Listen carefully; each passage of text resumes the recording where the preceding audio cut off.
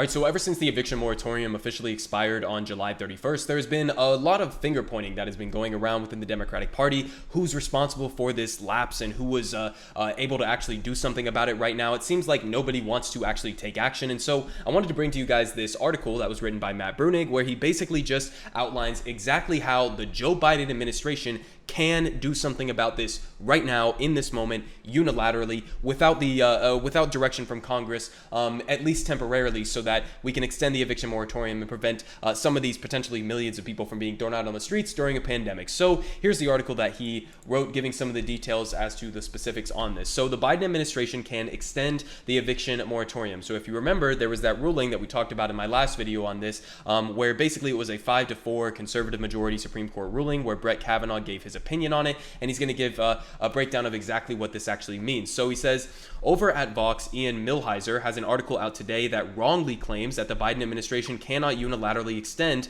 the eviction moratorium. Millhiser's reasoning for this is rooted in the Supreme Court case Alabama Association of Realtors versus HHS. In that case, the Supreme Court ruled 5-4 that the CDC eviction moratorium could continue, but one of the judges that voted to continue the moratorium, Brett Kavanaugh, wrote the following concurring opinion. So he said, I agree with the district court and the applicants that the CDC and prevention exceeded its existing statutory authority by issuing a nationwide eviction moratorium because the CDC plans to extend the moratorium in only a few weeks on July 31st, and because those few weeks will allow for additional and more orderly distribution of congressionally appropriated rental assistance funds, I vote at this time to deny the application to vacate the district court's stay of its order. In my view, clear and specific congressional authorization would be necessary for the CDC to extend the moratorium past July 31st. So first of all, what he says there in terms of allowing for a more orderly distribution of some of the rental assistance funds that have been going out, I covered in my last story when we talked about this.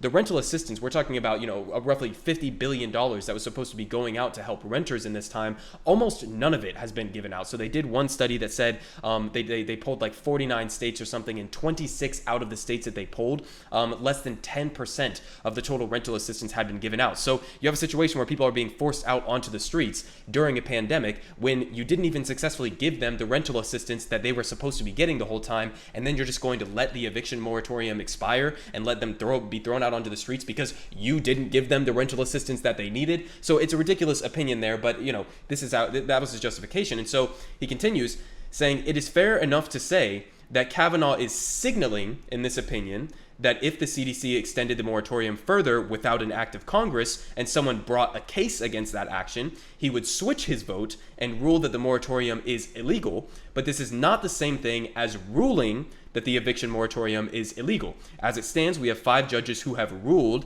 that the CDC can do eviction moratoriums under its current statutory authority, and 4 who have ruled the opposite. And what Kavanaugh says in this paragraph is dicta, not binding in any way.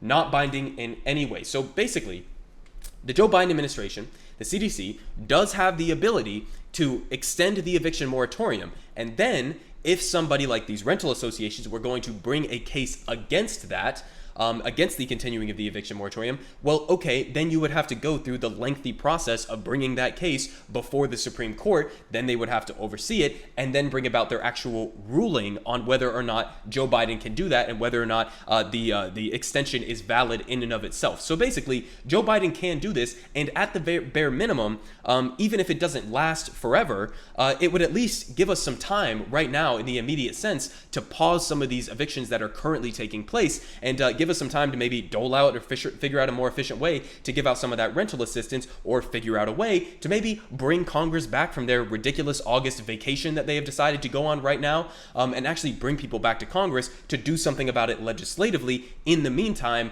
until that court case is brought to the Supreme Court, so that they would then have to invalidate it. So basically, as he points out here, using the ruling by Brett Kavanaugh, or using the ruling by the Supreme Court on this, it was not anything set in standard that actually legally prevents him from continuing the eviction moratorium. And so he really can be doing that right now. He's just choosing not to. So this is what needs to happen in an immediate sense. Joe Biden, his administration, unilaterally, or the CDC, can take action right now in order to extend the eviction moratorium. It at least will give us some time in order to figure out a different plan, figure out how to bring Congress back and do something legislatively, or maybe it doesn't even get struck down by the Supreme Court. But either way, that length of time would be extremely important and beneficial right now in terms of actually tackling the problem at hand, which is preventing, millions of people from being thrown out onto the streets during a pandemic. So no excuses for the Biden administration. This is what needs to happen.